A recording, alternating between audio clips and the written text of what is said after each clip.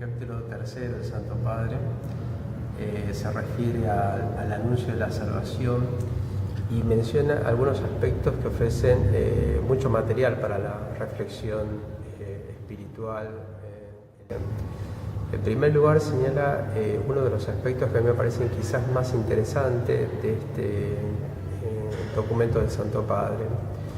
El Papa sostiene que la Iglesia tiene que hoy en día evangelizar las culturas y se detiene a definir lo que es la cultura y explicarla, ¿no? La cultura, dice el Santo Padre, es el modo, el estilo de vida que tienen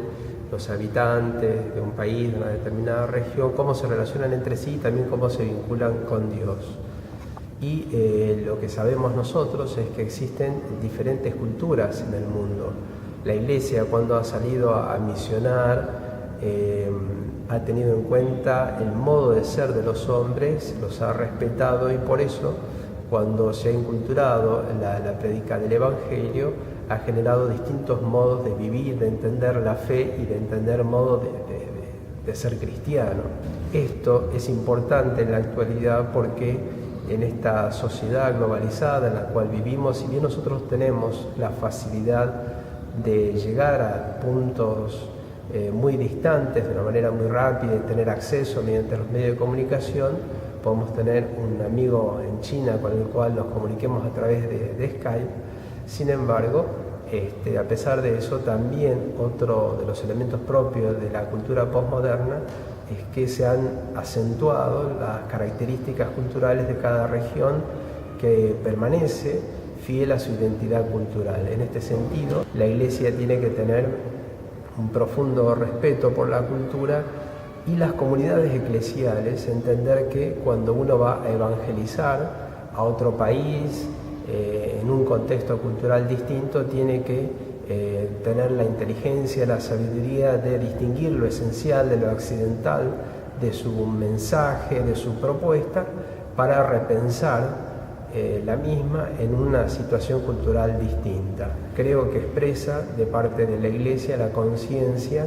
de que estamos viviendo en una época diferente y a la cual no podemos mantenernos al margen. Otro de los aspectos que señala importante el Papa en este capítulo es la importancia de la predicación, ¿no? Con una serie de consejos prácticos de cómo el predicador tiene que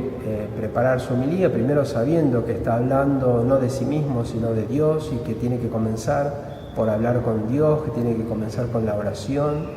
que la predicación se inicia y se fundamenta en la Sagrada Escritura,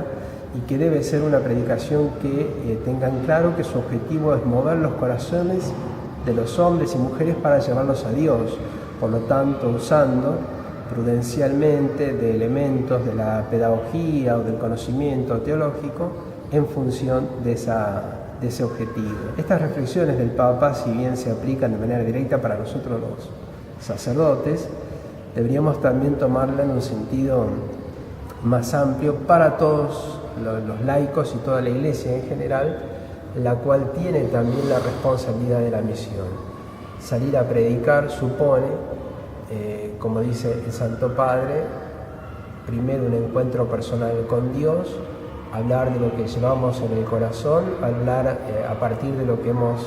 hablado con Dios en la oración, la necesidad de un fundamento escriturístico y también asumir la predicación como una forma de caridad, de transmisión de la verdad de Dios a los hombres.